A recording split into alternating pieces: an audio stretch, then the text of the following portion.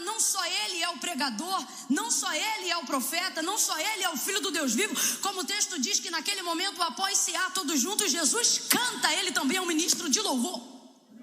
Pelo amor de Deus, imagine uma ceia dessa, aleluia, eu já dou glória porque eu já fico imaginando. E aí o texto diz que Jesus canta, porém, como eu disse, o segundo momento que torna esse ato extremamente importante é que logo em seguida vem o Getsemane, a dor, a angústia, a entrega, a morte, etc, etc, etc. Mas mesmo consciente disso, porque Jesus sabia disso, Jesus sabia o que aconteceria a ele 15, 30, 20, uma hora mais tarde, a esse momento. Jesus era consciente dessa verdade, e o texto diz que mesmo assim, tendo ceado naquele momento com ele, Jesus canta. Oh, aleluia! Eu sei que tem gente que quando acabar o culto aqui vai voltar e vai ter que encarar uma realidade que não é nada confortável, que te atemoriza, que te angustia também. Eu sei que tem gente que vai sair daqui e vai ter que dar de cara com o Getsemane que ainda te espera antes desse ano concluir. Só que Jesus vai fazer uma coisa que o Espírito Santo nos reuniu aqui e está nos aconselhando isso nesse momento. Que momento, Camila? O que? Veja, aquilo que ele estava vivendo agora, Jesus é alguém que não é assaltado pela ansiedade. Ele não permite com que aquilo que ele vai viver depois roube ele aquilo que ele pode viver agora. Roube dele aquilo que ele pode viver agora. Vai sofrer depois, vai ser cuspido depois, vai ter coroa de espinhos depois, vai ter canada na cabeça depois, vai ter tapa no rosto depois, vai ter vitupério depois, vergonha depois, assombro depois, abandono depois. Mas o texto diz que tendo ceado com eles, ele puxa e canta um hino. Camila, eu não entendi. O Senhor está dizendo, ei, prevendo o que vai te acontecer depois, não muda nada agora, mas a maneira como você reage agora te prepara para o que vai acontecer depois. Então aproveita que você está numa noite de domingo de celebração ao Senhor e cante, adore, celebre. Não deixe o prognóstico da economia, não deixe as previsões políticas do futuro determinarem a sua atuação do agora. Está na presença de Deus, cante. Veio para o domingo adorar ao Senhor, adore-se, adore. Camila, eu tenho um pipinão em casa Jesus te dá a faca, mas aqui Ele está te dando a oportunidade de adorar na sua presença. Cante, celebre, adore. A gente precisa chegar a esse nível de maturidade, de compreender que o que a gente está vivendo agora é o que a gente está vivendo agora. E a ansiedade, essa desgraça da alma, é a porta da legalidade para todos os males da alma. Biblicamente falando, foi por isso que Jesus disse, não cuideis de andar ansiosos por coisa alguma. Preocupados com o que vocês vão comer, com o que vocês vão beber. Vosso Pai que está no céu tem cuidado de todas essas coisas. Se vocês, sendo maus, sabem dar coisas boas aos vossos filhos, qual dentre vós é o pai que, pedindo o filho um pão, lhe entrega uma pedra, ou pedindo o filho um peixe, lhe devolve uma serpente? Se vocês, dominados por uma natureza caída, são capazes de dar coisas boas aos vossos filhos, que fará o vosso Pai que está no céu? Olhai para as aves do céu, não semeiam, elas não sabem o seu destino certo, todavia se alimentam regradamente. Olhai para os lírios do campo, nem Salomão em toda a sua glória se vestiu como um deles. Não seria porventura a vossa vida muito mais importante do que os lírios do campo, do que as aves do céu? Cante! Se eu não me engano, cante é uma expressão que muitos nortistas usam quando eles querem favorecer uma coisa. Quando está tranquilo, está dominado a coisa, ele diz cante, é um jeito de tipo assim, ignore o que está acontecendo. Você não está entendendo, minha irmã, que você lavando a louça naquela pia, às vezes o pau está quebrando, você tem que cantar, que é para você não embolar, entendeu? Você canta também. Às vezes você está dirigindo, tem gente que está saindo de carro para passear, porque está entediado e não sabe o que fazer, não devia, mas é para não ficar louco em casa, e aí vai lá e canta. Está entendendo o que Deus está falando com você? Não permita com que prognóstico nenhum do que está para acontecer depois roube de você a saúde que você tem agora, a alegria que você tem agora, o discernimento que você tem agora e a capacidade de se alegrar que você tem agora. Uma ceia tão especial, tão incrível, tão maravilhosa. Vamos imaginar essa ceia. E agora, Jesus dando as orientações finais. Afinal, como eu disse, Ele não vai perpetuar com eles aqui na terra, dando as orientações finais e todos de vez estarem extremamente atentos. Jesus então começa a preparar-se para a sua retirada. E ele começa a orientar os seus discípulos como eles deveriam se comportar. E ele começa a falar sobre o serviço, vai falar que vai ser traído. Jesus está preparando-se para retirar-se deles. Só que eles não compreendem isso e eles ficam extremamente perturbados. E enquanto eles entendem que Jesus está preparando para sair, porque ele diz: o Filho do Homem há de ser entregue, e ele fala abertamente da sua retirada, da sua entrega, eles, de vez de chorarem a ausência ou a partida de Jesus, só se preocupam em saber quem terá um governo de liderança entre eles, porque o texto diz exatamente como está escrito: de repente, logo após Jesus ter dito essas palavras, de repente, houve entre eles forte discussão. Como é que numa ceia como essa tem forte discussão? Irmão, forte discussão, o rosto ficou vermelho, veia do pescoço levantou, alguém quis falar mais alto, e você diz: meu Deus, como é que alguém briga numa ceia dessa, do mesmo jeito que você chega em casa depois do culto e ainda arruma motivo para quebrar o pau em casa? Se a gente não vigiar, é o que a gente faz. Forte discussão entre eles por um motivo tão decadente, por um motivo que não convinha, mas infelizmente foi o que eles discutiram. Eles discutiam entre si para saber quem era o maior. E então o texto diz que Jesus vai acabar com a forte discussão, dizendo a seguinte palavra: estando entre vós, quem é o maior? Ora, o Senhor é o maior. Pois então, no meu reino, aquele que governa deve servir. Então, entre vocês aqui comigo, no meu reino, vocês precisam aprender que maior não é o que senta, maior é o que serve. Vou falar bem do jeito que isso se aplica hoje. Ele está dizendo: no meu reino não é uma cadeira que determina a sua autoridade, é o seu serviço que determina a sua autoridade. Quantas pessoas brigando por cadeiras, e o Senhor está no céu dizendo: lutem por serviço.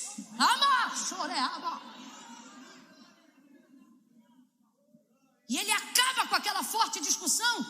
E a gente fica se perguntando: meu Deus, uma ceia dessa, Jesus é o pregador, Jesus é o profeta, Jesus é o celebrante, Jesus é o ministro de louvor. Eita, ceia boa, e como é que tem essa discussão? Jesus tem que entrar, separa a briga, coloca cada um no seu lugar, explica tudo. E de repente, não pulei versículo nenhum, você leu comigo do 29 ao 34. De repente, fica parecendo que é do nada, mas não é do nada.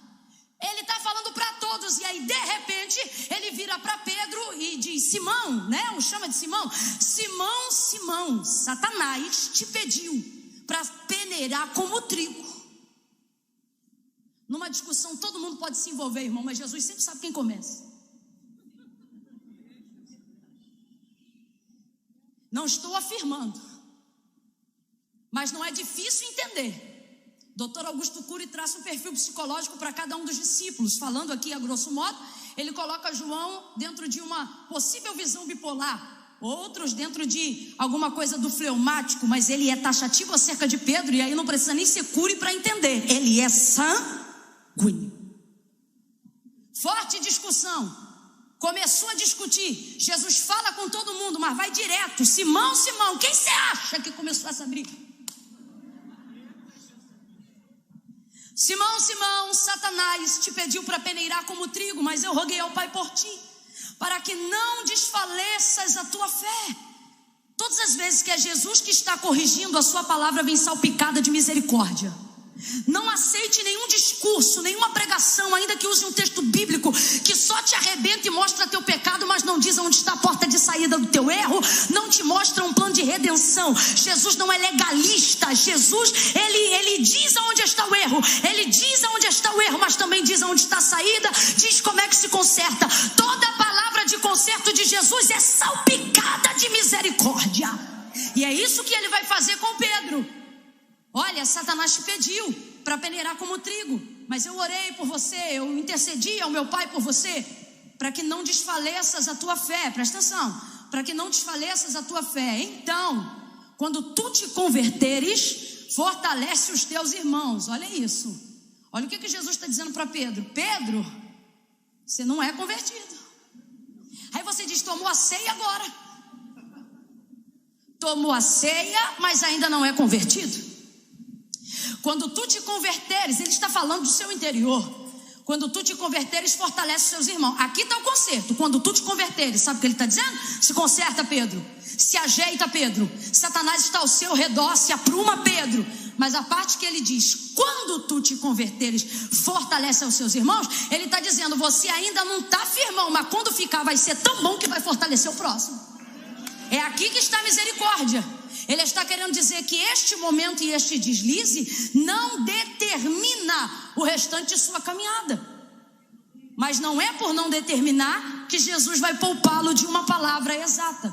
E por que Jesus utiliza o termo trigo? Pelo mesmo motivo que Jesus utilizou essa parábola do trigo para falar como se manifesta o reino dele aqui na terra, em Mateus capítulo de número 13. Ele vai dizer assim, olha, o reino de Deus é semelhante a um campo, aonde tem um senhor, dono da terra, e ele semeou uma semente a cada um dos seus servos. E os seus servos pegaram essa semente e foram ao campo. Quem está comigo, diga glória a Deus. E foram ao campo, e cada um semeou no terreno a sua semente. E ele chama em Mateus 13 o trigo de boa semente. Vamos lá, qual é o nome do trigo em Mateus 13? A boa semente é o trigo, ele diz. Aí eles semearam os servos. E aí o texto diz que à noite todos os servos dormiram, cansado de uma jornada de trabalho. Todos eles dormiram, porque sono não fala só de indolência, mas fala de impotência. Por exemplo, numa outra palavra que revela a manifestação do reino de Deus, capítulo 25, por exemplo, a parábola das virgens, diz que 5 eram prudentes e 5 eram loucas. Mas quantas dormiram? Todas dormiram, porque o sono não fala de quem tem mais azeite, de quem tem mais reserva, de quem tem mais poder. O sono fala sobre uma impotência coletiva. O sono, você sabia que para as pessoas que não são alcoólatras ou não estão alcoolizadas, ele é um dos agentes principais de acidentes do trânsito? Isso é uma estatística que não pode ser refutada. E você sabia que há uma estatística onde a maioria de acidentes que não foram por álcool ou por qualquer outro tipo de droga ou estimulante acontecem a menos de 2 quilômetros de casa? Justamente porque a gente está com o sono dominado, mas a gente diz, estou pertinho, vou chegar, estou pertinho, vou chegar, estou pertinho. Só que ninguém vence o sono. Eu já tive a oportunidade de estar no campo missionário e perceber mães, em dado momento, tentando matar a fome, dizendo aos seus filhos, dorme que passa. Porque o sono ele vai criando um domínio tão grande e alguém pensa, a fome é o que há de mais forte. O sono ainda consegue ser mais forte do que a fome. E a tristeza é tão grande que tem crianças que dormem e não acordam nunca mais. Entraram em estado de hipotermia e morreram enquanto dormiam. Então veja bem, por que eu estou dizendo isso? Para você compreender que dentro de um campo, dentro de uma lida, dentro de uma vida cristã, o sono é para todos. Haverão situações onde, por mais que você seja crente, antenado, ligado de Deus, você não vai conseguir reagir diante delas. Todos dormiram, conta o Senhor na parábola. Todos dormiram. E então, quando eles despertaram do sono, perceberam que enquanto eles dormiam, o inimigo veio e semeou o joio no meio do trigo. E na parábola o Senhor Jesus deixa claro dizendo que o joio é a semente do inimigo. O joio pertence ao inimigo. Enquanto eles dormiam, o joio foi semeado. Quando eles levantam pela manhã e percebem que o trigo e o joio estão crescendo juntos e observam o joio no campo de trigo, vão rapidamente à casa do Senhor, batem a porta. Senhor, que semente é esta que tu nos deste? Ora, eu vos dei a boa semente, o trigo. Pois então, como é que se explica agora o joio crescendo junto com o trigo? Ele disse, ora, quem semeou essa semente foi o inimigo. Vamos lá, quem semeou essa semente foi essa semente, quem semeou foi o inimigo. Então eles, numa proatividade para querer mostrar serviço, porque é o que um servo faz ao seu senhor, conta Jesus na parábola. Senhor, eles dizem, tu queres que nós vamos lá ao campo agora e arranquemos o joio do meio do trigo? Há um ponto de exclamação na parábola em Mateus 13, e no ponto de exclamação sugere alta voz. O Senhor olha para eles e diz, não! Qual é a palavra? Vem com vontade, gente, qual é a palavra? Não toque nisso. Porque há de ser que na tentativa de tirar o joio, vocês não vão identificar com exatidão e o trigo poderá ser levado junto com o joio. Preste atenção. Por que não vale a pena mexer no joio enquanto está crescendo junto com o trigo? Porque trigo e e joio em fase de crescimento, visualmente eles são exatamente. Então o Senhor, que é o dono da terra, sabe que por mais que eles sejam servos dedicados à sua agricultura, jamais terão capacidade elevada para, no meio de uma retirada, determinar quem é joio e quem é trigo. Vou repetir novamente, porque em fase de crescimento ambos são exatamente. Então o Senhor grita dizendo não, e nesta noite o Senhor está gritando para alguém pela sua palavra para dizer não. Não o quê? Não se intrometa com o joio, não toque no joio, não entre em discussão com o joio. Vou falar rasgado, todo mundo vai entender. Tem joio tecendo tudo que é tipo de comentário na internet, e o trigo quer bater boca com o joio, o servo quer defender o trigo e quer bater boca com o joio. Mas a palavra de Deus não muda a despeito do que você sente. A palavra de Deus é que Jesus disse não, é que o Senhor na parábola disse não. Por quê? Porque você trabalha no campo, mas o campo não é seu. Você mexe na semente, mas a semente não é sua. Precisamos ter essa cautela. Vai ouvindo aí para você discernir outras facetas do entendimento da mesma parábola acerca do reino de Deus aqui na terra. Segunda faceta, segunda circunstância. Você sabe quanto vale um galho de joio? Sabe quanto vale um galho de joio? Nada.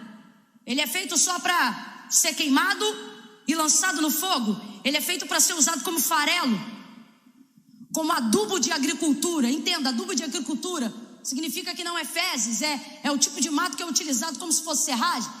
Isso significa que ele não tem utilidade alguma, que ele não serve para nada. Então o Senhor diz, não toquem absolutamente nada, deixa chegar o dia da colheita e então faremos a ceifa, e assim vai ficar claro quem é joio e quem é. O Senhor está dizendo, você trabalha no campo, mas não determina quem é trigo e quem é joio. Ninguém aqui, ninguém em casa, ninguém em lugar nenhum. Você pode ser pastor de 50 anos, você pode ser missionária do mundo inteiro, você pode ter experiência eclesiástica, você vai mexer na semente, vai andar no campo, mas você não tem capacidade para determinar quem é joio e quem é trigo. Não tem. Enquanto o joio era semeado, os servos dormiam. Não tem. Semeia tudo, cresce junto, desespero, vamos arrancar? Não. Segunda coisa que precisamos aprender sobre isso: joio não atrapalha o crescimento do trigo em nada. Que agonia é essa que se tiver joio não pode crescer? Que se tiver joio não pode evoluir? Estamos vivendo um tempo onde a modernidade tem nos dado preocupação em alguns alicerces fundamentais. Por exemplo, alguns meses atrás eu tive a oportunidade de aconselhar uma mãe que tinha uma filha que ganhou uma bolsa numa faculdade pública incrível. A menina extremamente inteligente, extremamente crente também, criadas nos caminhos do Senhor, alegre, queria entrar na faculdade, e a mãe disse, você não vai entrar na faculdade, sua vida estudantil acabou aqui agora. E ela disse, mãe, como é que pode isso? Deus me prometeu essa porta. E eu disse, deixa a menina estudar e continua educando, deixa a menina estudar e continua ensinando, deixa a menina estudar e deixa ela ir. Por quê? Porque nós não podemos permitir com que somente joios se assentem em lugares, ou que trigos deixem de entrar em lugares só porque joios estão lá. O joio não atrapalha em nada o crescimento do trigo, em absolutamente nada. Ele não vai roubar uma quantidade maior de minério, pelo contrário. O joio ele não precisa sugar tanto da terra. Por quê? Porque o joio cresce vazio. Ele vai desenvolver enquanto cresce o que chamamos na agricultura de espiga. Só que a dele é oca, é vazia, porque ele não gera nada. Inclusive esse é um dos motivos porque se explica o trigo sendo plantado mais cedo, o joio sendo plantado mais tarde, mas o texto diz que ambos crescem. Como é que cresce junto se um já foi semeado muito antes do outro ser semeado? Ora, crescem juntos porque um cresce carregando semente, um cresce germinando fruto, o outro cresce vazio, e crescer vazio é mole. Crescer vazio é rápido. Crescer sem escola dominical se cresce rapidinho. Crescer sem pastor também se cresce. Hoje em dia você pode forjar ou simular o caráter de alguém baseado só em mídia. Cresce sem semente. Crescem juntos. Terceira e última coisa que você precisa aprender sobre as prioridades do Senhor do campo: o joio não vale nada, o trigo, em contrapartida, é a semente mais comercializada no mundo até hoje. E ela só perdeu 1 ponto de categoria para a soja, porque a soja pode ser modificada geneticamente para ter celeridade no seu crescimento. Ou seja, naturalmente falando, o trigo ainda é a semente mais comercializada no mundo. E por quê? Porque todo agricultor que semeia uma semente de trigo, se ele tiver pouco, ele vai ter no mínimo de volta 30 vezes mais. Exatamente desse jeito a matemática é essa. O agricultor que quer colher trigo, ele coloca uma semente de trigo. Quantas sementes? Ele coloca uma semente de trigo para germinar. Germinando aquela semente, se a espiga for pequena, ela vai devolver para ele no mínimo 30 grãos numa espiga. 30. Ou seja, se for uma semente fraca, se for uma semente de pouca força, ela vai devolver no mínimo 30. Diga para mim, é um negócio ou não é? Você planta 1 e pega 30. Jesus vai falar abertamente sobre isso quando ele fala 30, 60 e até 100 por 1. E isso aqui não é só linguagem figurada, é uma realidade. Uma semente de trigo pode desenvolver um nível de espiga tão grande que enverga o galho do trigo, lhe dando até 100 grãos por uma semente. Essa semente é boa, não é? Agora vamos lá. O joio não germina absolutamente nenhum tipo de grão que possa ser utilizado para cultivo da natureza humana. O que significa? Significa que ele cresce, mas não serve para nada. Significa que ele ocupa espaço, mas não serve para nada. Significa que ele tem aparência, mas não serve para nada. Significa que ele tem estatura, mas não serve para nada. Agricultor não planta joio, mas também não vai arrancar joio para poder proteger o trigo. Por quê? Ele vai tolerar. Porque se eu perco um joio, eu não perdi nada. Mas se eu perder uma semente de trigo, eu perdi o que nem 1000 feixes de joio podem me dar. Camila, não entendi. Deus trouxe você hoje aqui para dizer: aprenda a entender que existem coisas que não valem a pena. Tem guerra que você não tem que entrar. Tem pergunta que você não tem que responder. Tem casa que você não precisa se indispor. Tem pessoas com quem você não precisa. Se a gente não vigiar sobre a justificativa de que estamos cuidando do campo, glória a Deus. Se a gente não vigiar sobre a justificativa de que estamos cuidando do campo, sobre a justificativa de que somos servos de Deus, a gente vai sair por aí achando que está defendendo o reino e vai estar fazendo um estardalhaço no campo do Senhor. Não vale a pena. Camila, não entendi. Vai entender. Deus está dizendo: se eu te fiz trigo, te fiz preparado para crescer tolerando o joio. Tolerar não é concordar. Tolerar não é apoiar. Tolerar é uma das formas de respeitar aquilo que você não concorda, de admitir convivência com aquilo que você não aceita. Tolere. Agora preste atenção, porque eu quero que fique claro o padrão e o nível de justiça do qual Deus opera. Tolerar o joio não significa que nem Deus e nem os servos do Senhor concordam com aquilo que o inimigo planta. Não. Tolerar o joio é baseado apenas numa força motriz. Qual, Camila? Priorizar o trigo. Se você prioriza o trigo, você aguenta o joio. Por amor do joio? Não, por amor do trigo. Deus está dizendo: se você ama o campo do Senhor, aprende a tolerar o trigo. O joio, perdão. Se você é fiel à palavra do Senhor, aprende a crescer a despeito do crescimento do joio. Porque se perder joio, não se perde nada. Mas se perder trigo, se perde 30 vezes mais se perder pouco. Então quando o Senhor está dizendo não mexa no joio, a única coisa que Ele está dizendo é: tolere o trigo, tolere o joio, porque a prioridade é o... Para com essa mania, o culto nem acabou e já está lá no celular, rolando a barra de rolagem lá da internet, da rede social. Deixa eu ver por que o joio não foi para a igreja. Deixa eu ver por que o joio, onde o joio está agarrado na boca de quem. Deixa eu ver com quem que o joio está jantando. Deixa eu ver. Aquilo que eu aprendo na parábola e na manifestação do reino de Deus na terra. Camila, o que isso tem a ver com Lucas 22? Já volto para lá e você vai entender. É que Deus está dizendo: ei, eu não quero você preocupado com o joio, eu quero você ocupado com o trigo. Eu vou falar de novo, porque se você não gravar nada do que eu vou falar agora, grava isso. Deus está dizendo: eu não quero você preocupado por causa do joio, ficando sem dormir por causa do joio, perturbado por causa do joio. Eu quero que você use o tempo que você está dando de preocupação para o joio em ocupação com o trigo. Ao invés de querer saber o que o joio faz, vai visitar os hospitais, vai fazer uma assistência social nos presídios, vai cuidar do trigo, vai cuidar de quem devolve resultado, vai cuidar de quem manifesta crescimento no reino de Deus. Então ele diz: deixa crescer. Por quê? Quando chega a fase madura, o trigo mostra o valor da sua espiga. A espiga pesa porque tem fruto, tem semente, e dentro disso ela determina a hora que ela está pronta para ser colhida. Quando ela está pronta para ser colhida, Camila? Quando tem semente? Não. Ela pode ter semente e ainda não está pronta. Completa para mim, por favor. Ela pode ter semente, mas ainda não está. Ela pode ter fruto, mas ainda não está. Ela pode ser boa, mas ainda não está. Então, para ser trigo, não basta ser boa semente. É preciso respeitar o tempo. E sabe o que determina o tempo da prontidão de um crente, de uma vida cristã?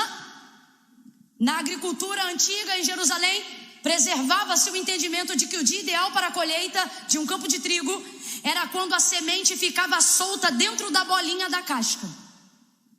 Quando a semente ficava solta dentro da bolinha, dentro da espiga. Alguém aqui já viu, gente, um galho de trigo? Alguém já viu? Nunca viu nem nascer um galho seco de decoração? Vamos lá, quem já viu, levanta a mão.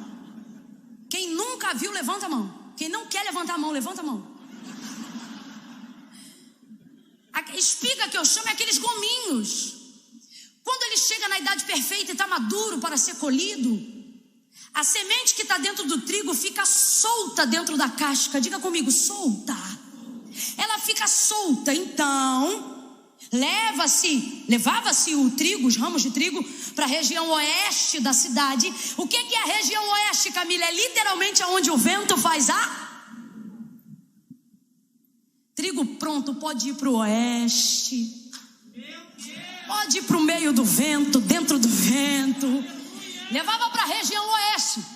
Um menino que não podia passar de 12 anos de idade sentava em cima de uma esteira, uma carroça puxava o menino em cima de uma esteira, o trigo ficava embaixo e ele ia craquelando todas as espigas, craquelando.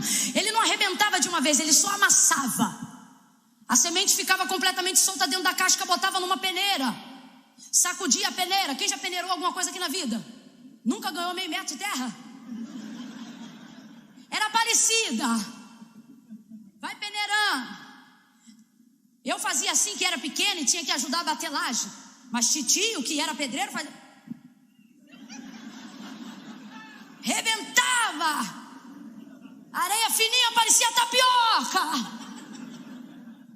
Leva e coloca o trigo craquelado na peneira. O que a peneira vai fazer enquanto raspa? A parte que craquelou, igual a cutícula da unha quando levanta que agarra nas roupas, já viu que luta? É a mesma coisa, a peneira pega uma pontinha só que estiver craquelada, rasga a casca e quem sai? A semente. E esse processo só pode acontecer uma vez que o trigo esteja maduro. Porque se o agricultor errar a fase e pegar um trigo que é bom, uma semente que é boa, mesmo que já tenha dado fruto, mas ainda está em crescimento, ainda está verde, e ele colocar no processo de craquelar ou jogar na semente, ou jogar na peneira, ocorre que quando for peneirar e rasgar a casca, vai rasgar também a semente. Por quê? Porque trigo verde ainda tem a semente apegada na casca. É a maneira de conseguir os nutrientes para ele conseguir viver. É a maneira dele conseguir absorver da terra. Camila, o que isso significa na vida cristã? Significa que todo mundo aqui, antes de viver plenamente para Cristo, ainda depende de coisas terrenas para compreender a sua vida com Cristo. Tem gente que diz assim: eu não adoro a Deus pelo que Ele faz, eu adoro a Deus pelo que Ele é. Mas a única maneira de futuramente adorar a Deus por quem Ele é primeiro discernindo o que Ele faz. Senão você não desenvolve experiência com Deus. Não me venha para cá com demagogia. Trigo novo tem semente agarrada na casca, se fere na peneira, vai ferir a semente. Se ferir a semente, apodrece. Por isso tem o tempo certo, o tempo em que eu não dependo mais do que tenho para saber quem eu sou. Isso é maturidade. O tempo que eu não estou mais agarrada à terra, estou agarrada, estou pronta para a eternidade. Vai ouvindo aí. Mas quem está verde ainda está pegado à casca. Quer ver, crente? Trigo novo. Você fala um negócio para o que está na direita, ele já pega o tiro que nem é dele. Falou o quê? Está pegado à casca. Trigo novo, alguém acerta onde não veio, o trigo já acha que é para ele. Tu viu como é que ela te olhou?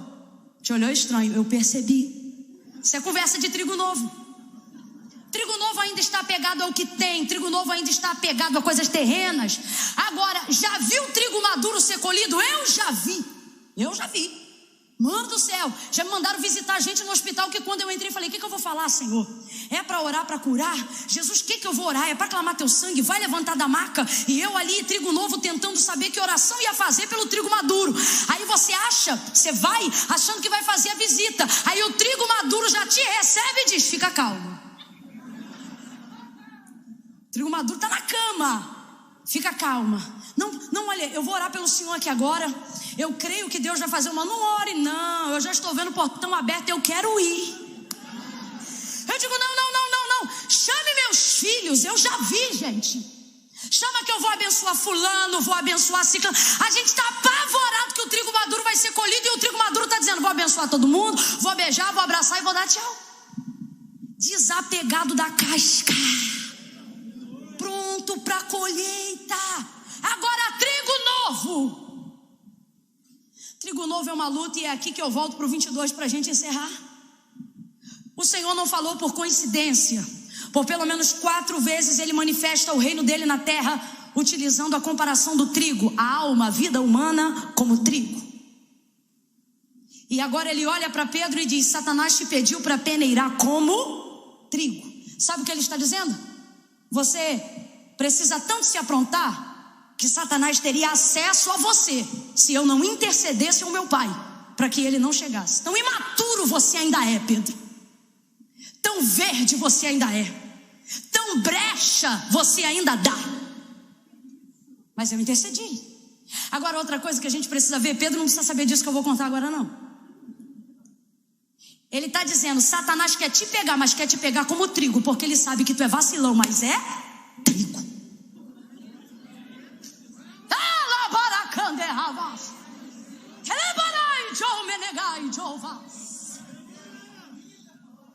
Mas eu roguei ao Pai por ti, para que não desfaleças a tua fé. Olha isso, tem fé, mas não está pronto. Tem fruto, mas não está pronto. É bom, mas não está pronto. Você vai ser o líder, mas não está pronto. Mas estou pedindo ao Pai para te poupar. Ele não está fazendo isso por amor de Pedro, está fazendo isso por amor de sua palavra. Quando Jesus peleja pela gente, não é só para mostrar o tanto que ele nos ama, mas é para mostrar o tanto que ele honra o investimento que tem feito na gente. São 3 anos e meio quase, comendo com eles, dormindo com eles, pregando para eles, ensinando eles, preparando eles. Você olha para Pedro e diz, é um vacilão, mas ele termina a ceia, vira para esses discípulos, um que parece bipolar, o outro que é sanguíneo, mas os 2 ou 3 que são fleumáticos. Mas ele olha e ele não diz, poderia ter escolhido melhor. Não, ele olha para esses que erram, olha para esses que precisam ser melhorados, olha para esses que precisam de tempo de crescimento e amadurecimento. Mas ele diz, vós sois os que tendes permanecido comigo nas minhas tribulações. O nível de fidelidade a Cristo e de amor por nós é tão grande que ele está dizendo, vocês não estão prontos, mas são vocês que eu quero. Ainda não estão preparados, mas foram vocês que eu escolhi. Tem gente aqui achando que não foi escolhido porque não está pronto. Tem gente aqui achando que Deus não tem uma obra na vida dele porque ele ainda não consegue fazer tudo perfeito. Ei, João 15 para você, não fostes vós que escolhestes a mim, mas eu que vos escolhi a vós e vos nomeei. Bata no seu peito agora e diga, ele me escolheu. Ele me escolheu. Ele conhece os meus defeitos, mas me escolheu. Conhece as minhas falhas, mas me escolheu. E por amor do seu nome vai me proteger, vai me guardar, vai me ensinar. Aleluia!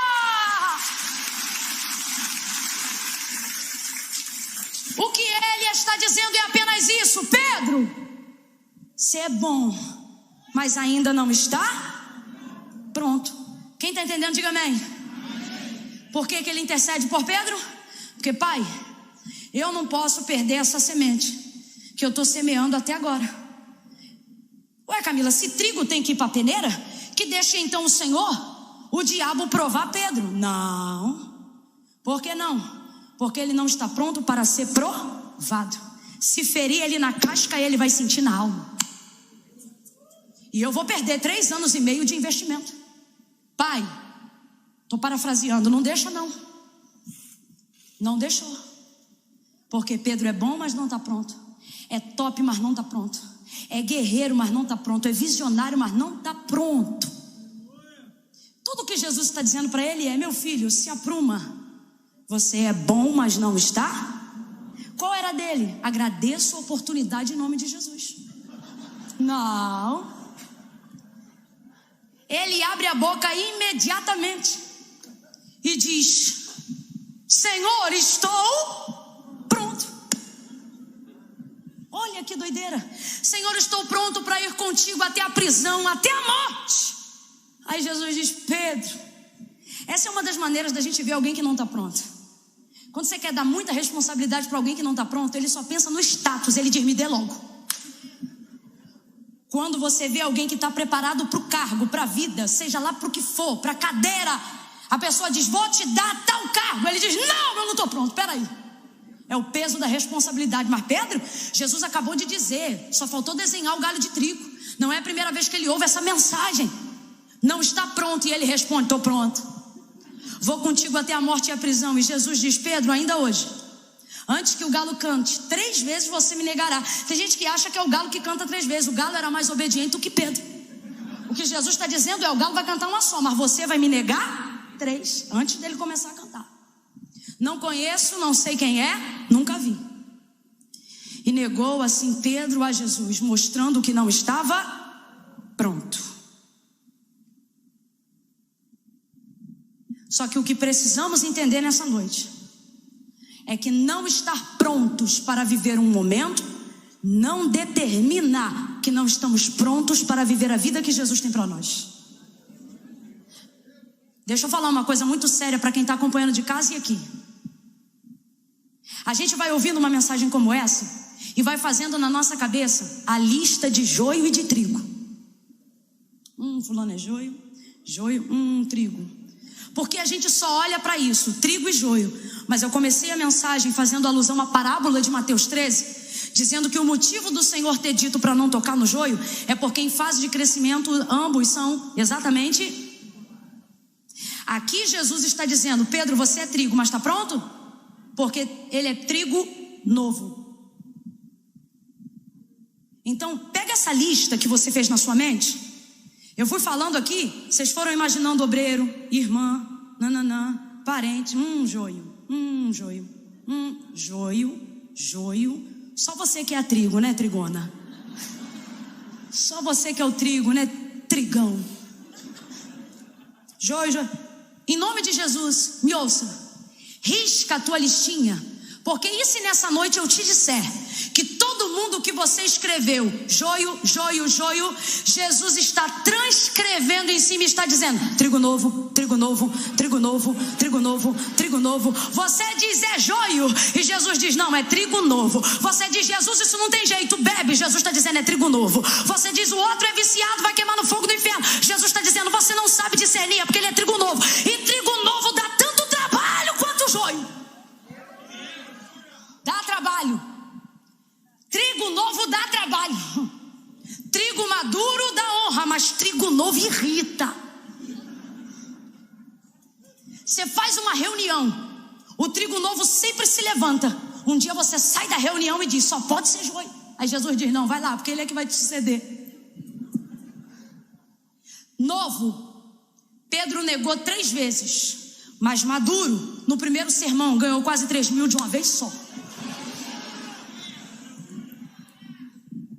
Novo, Jesus acabou de dizer para ele nesse momento: Guarda a tua espada na bainha. Cortou a orelha do pobre Malco. Olha, Pedro botando Jesus em cada situação. Jesus catando a orelha do homem no chão. Pedro bota essa espada na bainha e colocando de volta a orelha de Malco no lugar. Maduro, Pedro corta. Perdão, novo, Pedro corta. Maduro, Pedro sara. Maduro, Pedro chega para o que ficava a Porta Formosa e diz: não tenho prata nem ouro, mas o que tenho te dou. Em nome de Jesus Cristo Nazareno, levanta e anda. Deu a mão para o homem e o pôs de pé. Oh, meu Deus, Deus trouxe gente hoje aqui para dizer: só um pouco de paciência.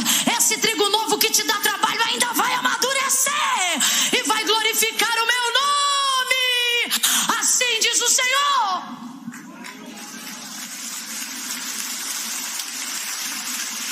Se a gente não vigiar, a gente até esquece que é trigo. Jesus levanta os vasos, pastor ora por você. O povo de Deus libera a palavra profética e diz para o seu filho: vai ser doutor, vai ser um homem de Deus, vai ser uma mulher de Deus. Mas você pega o boletim: química 0,2, matemática 1,5, português 0,5. Você diz: não tem como. Como é que vai ser doutor? Aí o Senhor diz: não olha para o boletim, olha para a minha palavra. É porque é novo, trigo novo dá trabalho. Aqui na igreja eu não vivi isso, mas aonde eu vivi isso? Na igreja, eu me lembro que quando eu dirigia um trabalho de consagração, todos os sábados pela manhã, a gente não tinha músico. Então eu dava um jeito, e eu começava a trazer os meninos e pagar uma diária, crentes de outras igrejas, para trabalhar conosco no trabalho de manhã. E aí vamos remando. Aí os meninos iam vindo, os que estavam afastados se endireitavam, daqui a pouco estava congregando, Jesus ia ajudando. Quando chegava às vezes à noite já estava o ministério de louvor pronto. Me lembro do pastor Eduardo que ajudava na direção do louvor. Ele deixava tudo pronto. E ele um pouco mais maduro, os meninos um pouco mais novos, mas era tudo trigo. E ele dizia: vocês só querem chegar para tocar. Aqui eu sei que não tem isso, a igreja é muito organizada. Mas tem músico que acha que só chega para tocar, não troca uma corda, não dá uma limpeza no instrumento, não traz uma flanela. E a gente via aquilo acontecer. E aí pastor Eduardo dizia: vocês não são mole não. Como é que vai tocar agora? Você só quer chegar na hora, só quer posar de beleza. Isso aqui também é ministério. E ppp, papapá. Só que quem dirige culto, irmão, sabe que dirigir culto sem música é luta. Você não tem noção do que é uma Assembleia de Deus, tu querer cantar uma adoração e o pandeiro comendo, e tu tentando cantar a adoração. Eu dizia: vida, deixa os meninos. Deixa os meninos tocar, os meninos são trigo novo. Eles dão trabalho, mas são trigo, deixa os meninos. Novo dava trabalho. Hoje eu ainda falo com os dois, e eles hoje vivem só da música.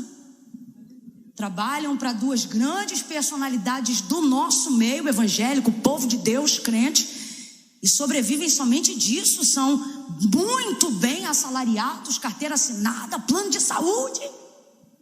Eu digo: Jesus, olha os trigo novos. Jesus dizendo: olha aí como está ficando maduro.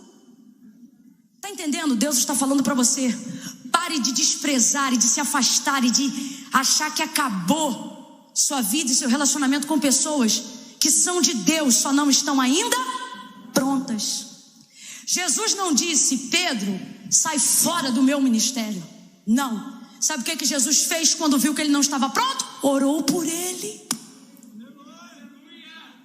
Pediu ao Pai por ele.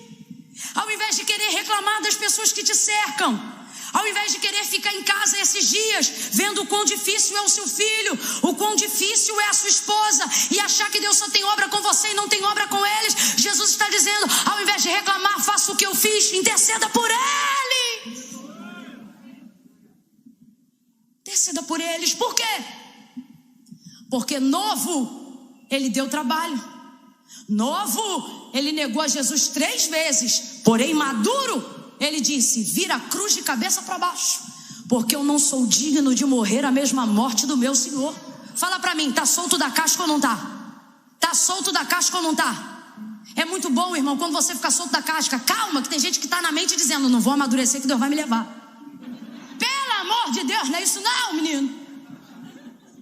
O que Deus está dizendo é: amadureça, para que você possa ser intercessor de gente que ainda vai fazer muita coisa, mas precisa de alguém com paciência para, ao invés de julgar, interceder por essa pessoa. Interceda pelo trigo novo da tua casa.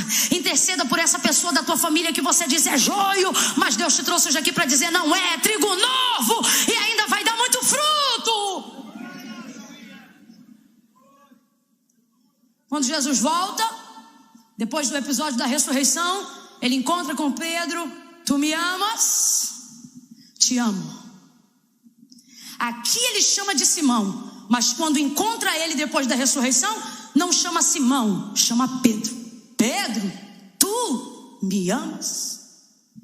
Sim, eu amo, Senhor. E pela terceira vez Jesus pergunta: tu me amas? Isso significa: tu me ama como estes me amam? E ele disse: Senhor, tu sabes que eu te amo. Sabe o que ele está dizendo? O Senhor sabe que a despeito do que eu fiz, eu te amo.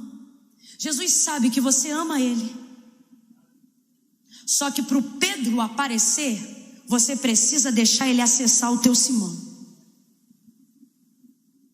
Para Israel aparecer, Deus acessou Jacó. Para Abraão ser um pai de uma grande nação, para Abraão ser um pai de uma grande nação, Jesus acessou primeiro, Deus acessou primeiro Abraão. Está entendendo? E por que está fazendo cara de que não está entendendo? Está entendendo? Para Deus aflorar o melhor de você por fora, tem que deixar Ele mexer no pior de você por dentro. Camila, eu entendi, entendeu? Fica de pé então para a gente orar junto.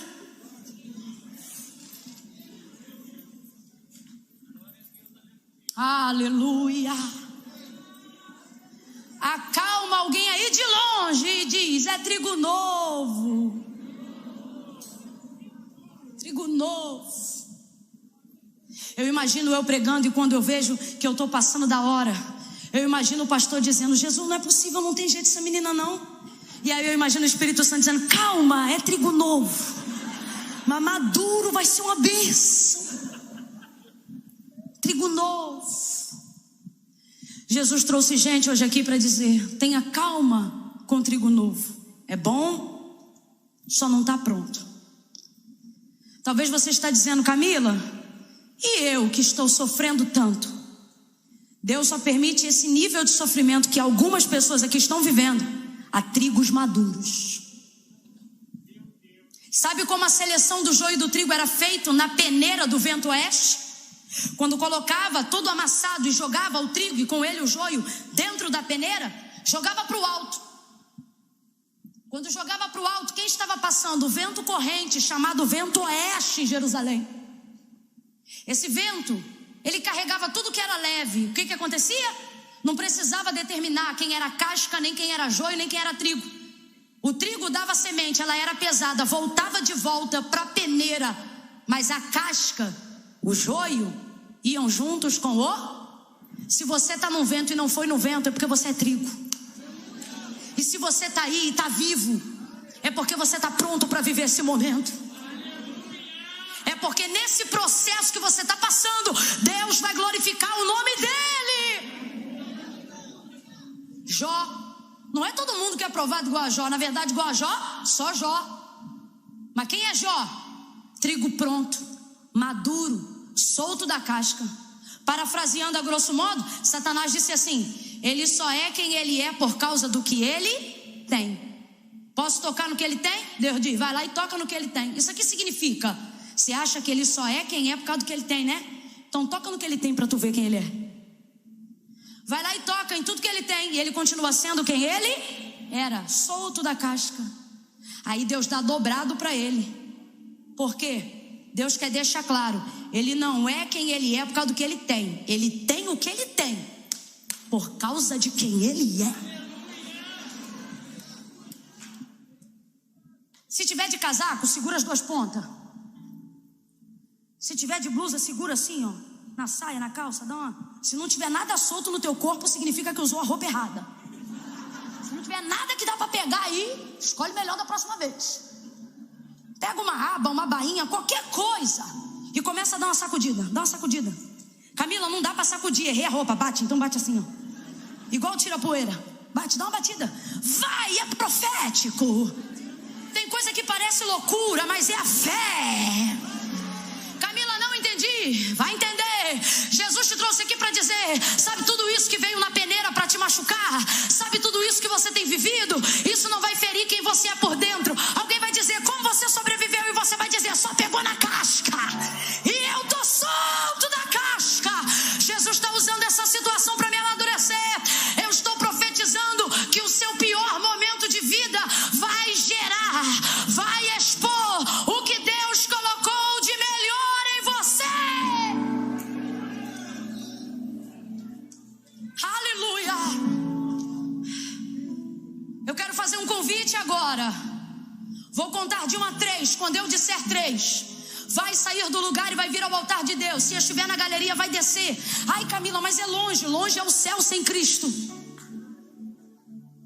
Quando eu disser 3, aonde quer que esteja alguém que diz: Camila, eu acho que eu sou joio, porque eu me comporto igual joio, eu vacilo igual joio. Pois eu te digo, se você está aqui nessa noite, você não é joio, você é trigo novo. Mas se Jesus te trouxe aqui, é porque Ele continua investindo em você, intercedendo por você. Mas você precisa se posicionar aonde Deus te quer. Quando eu disser 3, vai sair do lugar e vai vir ao altar de Deus. As pessoas que hoje precisam fazer uma aliança com o Senhor. Camila, eu quero voltar para Jesus. Camila, eu me afastei dos caminhos do Senhor. Olha bem para mim, olha bem para mim. Não vem contar caô para carioca, tá, irmão? Não, Camila, eu vou ficar aqui no meu lugar porque Deus sabe. Sabe, mas não concorda. Porque Ele disse: não foi Camila, não foi Paulo, não foi Pedro, foi Jesus. Eu disse que foi Jesus. Disse assim: porque aquele que me confessar diante dos homens, eu também o confessarei diante do meu Pai que está no céu. Olha o que Ele diz: mas aquele que se envergonhar de mim. Veja, o problema não é falta de fé.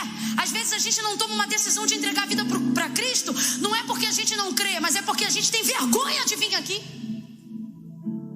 E é por isso que Ele diz: quem não me confessar por vergonha, também ficará envergonhado diante do meu Pai. Camila, mas o que eu faço se eu tenho vergonha? Vem com vergonha mesmo.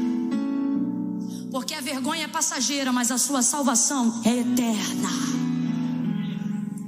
Quando eu disser 3, quem estiver na nave: Camila, sou eu.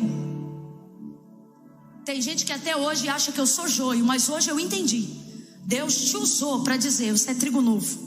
Talvez nem você acredita mais em você, mas Jesus te trouxe aqui para mostrar que Ele ainda investe em você, que Ele ainda tem intercedido ao Pai por você. Então quando eu disser 3, com vergonha ou sem vergonha, você vai descolar o pé do chão e vai parar aqui na frente. Camila, tem que dizer alguma coisa? Nada. Como eu só estou chamando quem está nessa condição, nós vamos entender nisso a sua confissão pública de fé. Ai, Camila, eu vou ir na frente que eu estou sentindo de receber uma oração. Não vem que eu não estou te chamando. Sou crente de uma igreja ali, vim hoje aqui, vou aí na frente. Não vem não, ora aí onde você está. Aqui no altar é só para quem vai tomar uma decisão hoje com o Senhor. Ai, Camila, eu estou meio fraca. Está meio fraca, mas ainda está com o Senhor. Só vai vir quem sabe que Jesus está num caminho e você entrou por outro, e hoje você quer acertar o GPS. Amém? A Devec levanta a mão e começa a interceder agora. Eu conto 1. Redobre a oração. Não finge que está orando não, que é feio. Levanta a mão e ajuda na intercessão. Faça o que Jesus fez por Pedro e comece a interceder. Eu conto 2. Camila, sou eu. Começa a descolar o pé do chão e vem para o altar. Vem. Camila, sou eu entendi, é comigo mesmo. 2,5. Tem alguém que ainda não desistiu de você.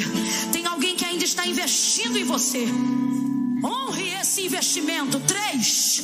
Sai do teu lugar agora e vem para o altar de Deus. Pastor Silas, Deus abençoe, pastor. Como jogar sem a dor atrapalhar. Dorflex age na dor e relaxa a tensão muscular. Sua glória se vestiu como um deles. Não seria porventura a vossa nossa vida, muito mais importante do que os lírios do campo, do que as aves do céu. Cante! Se eu não me engano, cante é uma expressão que muitos nortistas usam. Quando eles querem favorecer uma coisa, quando está tranquilo, está dominado a coisa, ele diz cante, é um jeito de tipo assim, ignore o que está acontecendo. Você não está entendendo, minha irmã, que você lavando a louça naquela pia, às vezes o pau está quebrando, você tem que cantar. Que é para você não embolar, entendeu? Você canta também. Às vezes você está dirigindo, tem gente que está saindo de carro para passear, porque está entediado e não sabe o que fazer, não devia, mas é para não ficar louco em casa. E aí vai lá e canta. Está entendendo o que Deus está falando com você? Não permita com que prognóstico nenhum do que está para acontecer depois roube de você a saúde que você tem agora, a alegria que você tem agora, o discernimento que você tem agora e a capacidade de se alegrar que você tem agora. Uma ceia tão especial, tão incrível, tão maravilhosa. Vamos imaginar essa ceia. E agora Jesus dando as orientações finais. Afinal, como eu disse, Ele não vai perpetuar com eles aqui na terra. Dando as orientações finais e todos de vez estarem extremamente atentos, Jesus então começa a preparar-se para a sua retirada. E Ele começa a orientar os seus discípulos como eles deveriam se comportar. E Ele começa a falar sobre o serviço, vai falar que vai ser traído. Jesus está preparando-se para retirar-se deles. Só que eles não compreendem isso e eles ficam extremamente perturbados. E enquanto eles entendem que Jesus está preparando para sair, porque Ele diz, o Filho do Homem há de ser entregue, e Ele fala abertamente da sua retirada, da sua entrega, eles, de vez de chorarem a ausência ou a partida de Jesus, só se preocupam em saber quem terá um governo de liderança entre eles, porque o texto diz exatamente como está escrito, de repente, logo após Jesus ter dito essas palavras, de repente, houve entre eles forte discussão. Como é que numa ceia como essa tem forte discussão? Irmão, forte discussão, o rosto ficou vermelho, veia do pescoço levantou, alguém quis falar mais alto, e você diz, meu Deus, como é que alguém briga numa ceia dessa, do mesmo jeito que você chega em casa depois do culto e ainda arruma motivo para quebrar o pau em casa? Se a gente não vigiar, é o que a gente faz. Forte discussão entre eles por um motivo tão decadente, por um motivo que não convinha, mas infelizmente foi o que eles discutiram. Eles discutiam entre si para saber quem era o maior. E então o texto diz que Jesus vai acabar com a forte discussão, dizendo a seguinte palavra, estando entre vós, quem é o maior? Ora, o Senhor é o maior, pois então, no meu reino, aquele que governa deve servir. Então, entre vocês, aqui comigo, no meu reino, vocês precisam aprender que maior não é o que senta, maior é o que serve. Vou falar bem do jeito que isso se aplica hoje. Ele está dizendo, no meu reino não é uma cadeira que determina a sua autoridade, é o seu serviço que determina a sua autoridade. Quantas pessoas brigando por cadeiras, e o Senhor está no céu dizendo, lutem por serviço.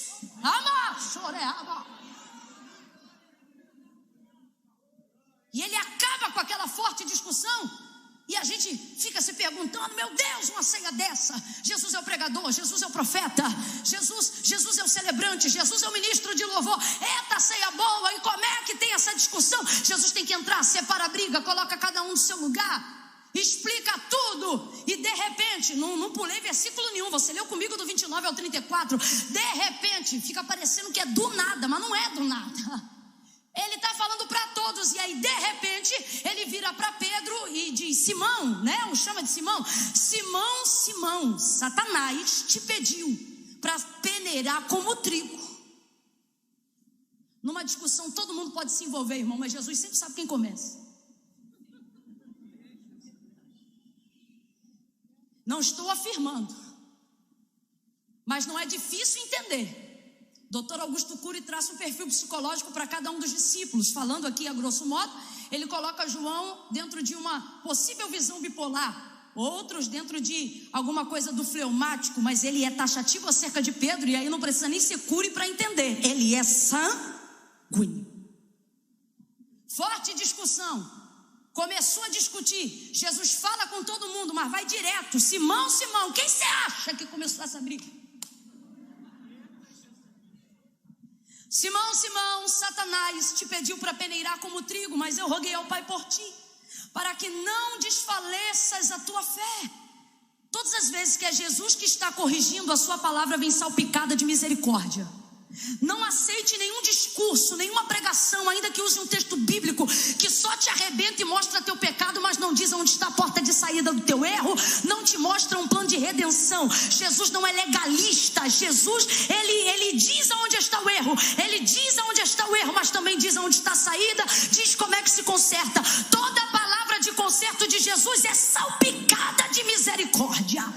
E é isso que ele vai fazer com Pedro. Olha, Satanás te pediu para peneirar como trigo, mas eu orei por você, eu intercedi ao meu Pai por você, para que não desfaleças a tua fé. Presta atenção, para que não desfaleças a tua fé. Então, quando tu te converteres, fortalece os teus irmãos. Olha isso. Olha o que Jesus está dizendo para Pedro. Pedro, você não é convertido. Aí você diz, tomou a ceia agora. Tomou a ceia, mas ainda não é convertido. Quando tu te converteres, ele está falando do seu interior.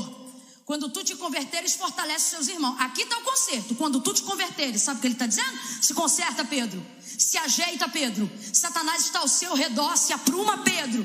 Mas a parte que ele diz, quando tu te converteres, fortalece os seus irmãos, ele está dizendo, você ainda não está firmão, mas quando ficar vai ser tão bom que vai fortalecer o próximo. É aqui que está a misericórdia. Ele está querendo dizer que este momento e este deslize não determina o restante de sua caminhada. Mas não é por não determinar que Jesus vai poupá-lo de uma palavra exata.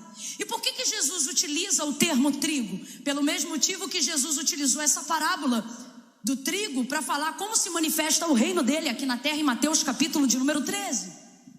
Ele vai dizer assim, olha, o reino de Deus é semelhante a um campo, aonde tem um senhor, dono da terra, e ele semeou uma semente a cada um dos seus servos. E os seus servos pegaram essa semente e foram ao campo. Quem está comigo, diga glória a Deus. Amém. E foram ao campo, e cada um semeou no terreno a sua semente. E ele chama em Mateus 13 o trigo de boa semente. Vamos lá, qual é o nome do trigo em Mateus 13?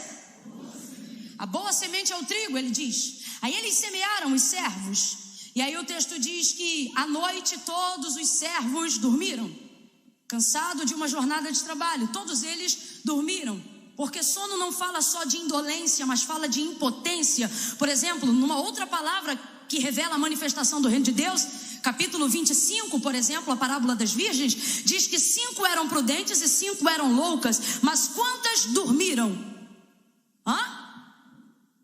Todas dormiram, porque o sono não fala de quem tem mais azeite, de quem tem mais reserva, de quem tem mais poder.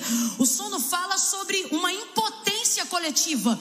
O sono, você sabia que para as pessoas que não são alcoólatras ou não estão alcoolizadas, ele é um dos agentes principais de acidentes do trânsito? Isso é uma estatística que não pode ser refutada. E você sabia que há uma estatística onde a maioria de acidentes que não foram por álcool ou por qualquer outro tipo de droga ou estimulante acontecem a menos de 2 quilômetros de casa? Justamente porque a gente está com o sono dominado, mas a gente diz, estou pertinho, vou chegar, estou pertinho, vou chegar, estou pertinho. Só que ninguém vence o sono. Eu já tive a oportunidade de estar no campo missionário e perceber mães, em dado momento, tentando matar a fome, dizendo aos seus filhos, dorme que passa. Porque o sono ele vai criando um domínio tão grande, e alguém pensa, a fome é o que há de mais forte. O sono ainda consegue ser mais forte do que a fome. E a tristeza é tão grande que tem crianças que dormem e não acordam nunca mais. Entraram em estado de hipotermia e morreram enquanto dormiam. Então veja bem, por que eu estou dizendo isso? Para você compreender que dentro de um campo, dentro de uma lida, dentro de uma vida cristã, o sono é para todos. Haverão situações onde, por mais que você seja crente, antenado, ligado de Deus, você não vai conseguir reagir diante delas. Todos dormiram, conta o Senhor na parábola. Todos dormiram. E então, quando eles despertaram do sono, perceberam que enquanto eles dormiam, o inimigo veio e semeou o joio no meio do trigo. E na parábola o Senhor Jesus deixa claro, dizendo que o joio é a semente do inimigo. O joio pertence ao inimigo. Enquanto eles dormiam, o joio foi semeado. Quando eles levantam pela manhã e percebem que o trigo e o joio estão crescendo juntos e observam o joio no campo de trigo, vão rapidamente à casa do Senhor, batem a porta: Senhor, que semente é esta que tu nos deste? Ora, eu vos dei a boa semente, o trigo. Pois então, como é que se explica agora o joio crescendo junto com o trigo? Ele disse: ora, quem semeou essa semente foi o inimigo. Vamos lá, quem semeou essa semente foi essa semente, quem semeou foi o inimigo. Então eles, numa proatividade para querer mostrar serviço, porque é o que um servo faz ao seu senhor, conta Jesus na parábola: Senhor, eles dizem, tu queres que nós vamos lá ao campo agora e arranquemos o joio do meio do trigo? Há um ponto de exclamação na parábola em Mateus 13, e no ponto de exclamação sugere alta voz. O Senhor olha para eles e diz: não! Qual é a palavra? Vem com vontade, gente. Qual é a palavra? Não! Não toque nisso, porque há de ser que na tentativa de tirar o joio, vocês não vão identificar com exatidão, e o trigo poderá ser levado junto com o joio. Preste atenção. Por que não vale a pena mexer no joio enquanto está crescendo junto com o trigo? Porque trigo e joio, em fase de crescimento, visualmente eles são exatamente.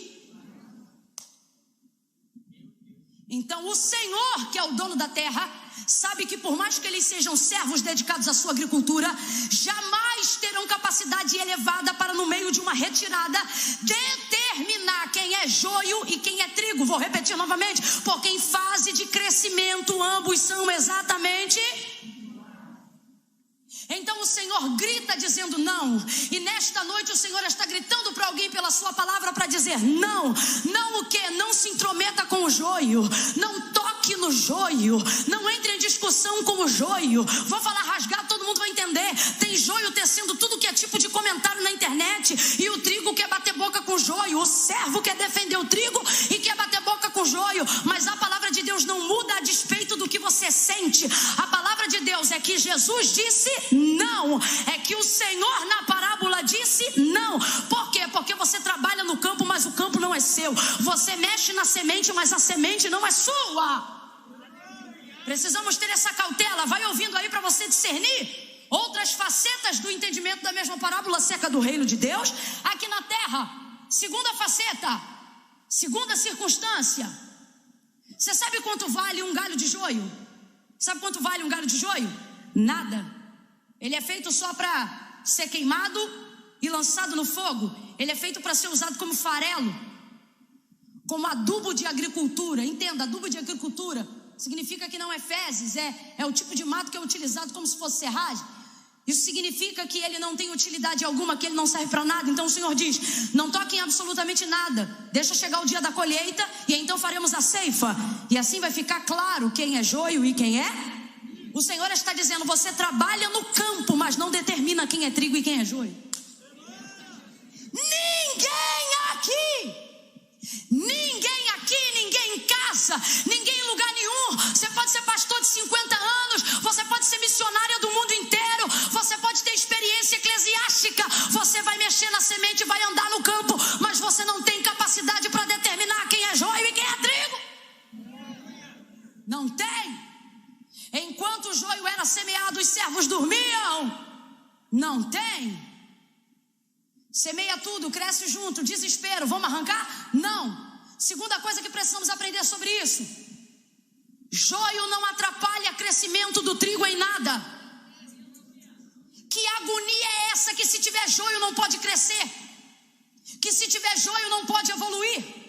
Estamos vivendo um tempo onde a modernidade tem nos dado preocupação em alguns alicerces fundamentais. Por exemplo, há alguns meses atrás eu tive a oportunidade de aconselhar uma mãe que tinha uma filha que ganhou uma bolsa numa faculdade pública incrível. A menina extremamente inteligente, extremamente crente também, criadas nos caminhos do Senhor, alegre, queria entrar na faculdade, e a mãe disse: você não vai entrar na faculdade, sua vida estudantil acabou aqui agora. E ela disse: mãe, como é que pode isso? Deus me prometeu essa porta. E eu disse: deixa a menina estudar e continua educando, deixa a menina estudar e continua ensinando, deixa a menina estudar e deixa ela ir. Por quê? Porque nós não podemos permitir com que somente joios se assentem em lugares, ou que trigos deixe de entrar em lugares só porque joios estão lá. O joio não atrapalha em nada o crescimento do trigo. Em absolutamente nada. Ele não vai roubar uma quantidade maior de minério. Pelo contrário, o joio ele não precisa sugar tanto da terra. Por quê? Porque o joio cresce vazio. Ele vai desenvolver enquanto cresce o que chamamos na agricultura de espiga. Só que a dele é oca, é vazia, porque ele não gera nada. Inclusive esse é um dos motivos porque se explica o trigo sendo plantado mais cedo, o joio sendo plantado mais tarde, mas o texto diz que ambos crescem. Como é que cresce junto se um já foi semeado muito antes do outro ser semeado? Ora, crescem juntos porque um cresce carregando semente, um cresce germinando fruto, o outro cresce vazio, e crescer vazio é mole. Crescer vazio é rápido. Crescer sem escola dominical se cresce rapidinho. Crescer sem pastor também se cresce. Hoje em dia você pode forjar ou simular o caráter de alguém baseado só em mídia. Cresce sem semente. Crescem juntos. Terceira e última coisa que você precisa aprender sobre as prioridades do Senhor do campo. O joio não vale nada. O trigo, em contrapartida, é a semente mais comercializada no mundo até hoje. E ela só perdeu um ponto de categoria para a soja, porque a soja pode ser modificada geneticamente para ter celeridade no seu crescimento. Ou seja, naturalmente falando, o trigo ainda é a semente mais comercializada no mundo. E por quê? Porque todo agricultor que semeia uma semente de trigo, se ele tiver pouco, ele vai ter no mínimo de volta 30 vezes mais. Exatamente desse jeito a matemática é essa. O agricultor que quer colher trigo, ele coloca uma semente de trigo. Quantas sementes? Ele coloca uma semente de trigo para germinar. Germinando aquela semente, se a espiga for pequena, ela vai devolver para ele no mínimo 30 grãos numa espiga. 30. Ou seja, se for uma semente fraca, se for uma semente de pouca força, ela vai devolver no mínimo 30. Diga para mim, é um negócio ou não é?